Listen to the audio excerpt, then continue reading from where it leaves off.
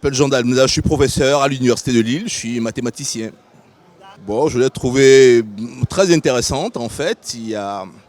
On nous a exposé un certain nombre de choses et nous avons pu réagir et donner notre point de vue. Écoutez, j'espère que ce que je vais dire va être relayé au Bénin en fait. Il se trouve que je vais chaque année au Bénin enseigner à l'Institut de mathématiques et de sciences physiques qui est à Dangbo. Donc où on rassemble des étudiants sélectionnés de plusieurs pays africains pour leur faire des enseignements de haut niveau. Et il se trouve qu'actuellement, la connexion Internet à Dangbo est totalement inefficace. Et donc j'aimerais effectivement que l'on puisse résoudre ce problème parce que c'est un centre qui est vraiment dans qui est un très beau centre.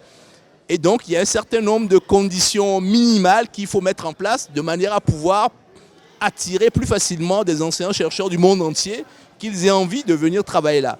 Donc je crois qu'il y a, bon, c'est pas un problème très compliqué, mais il me semble qu'on pourrait faire en sorte que, avec l'importance de ce centre, qu'on fasse ce qu'il faut pour que, effectivement, ces choses-là puissent être réalisées, que l'on puisse arriver à travailler dans de conditions correctes. Donc c'est une suggestion, mais de manière générale, je pense que, que les questions d'éducation et de santé sont prioritaires.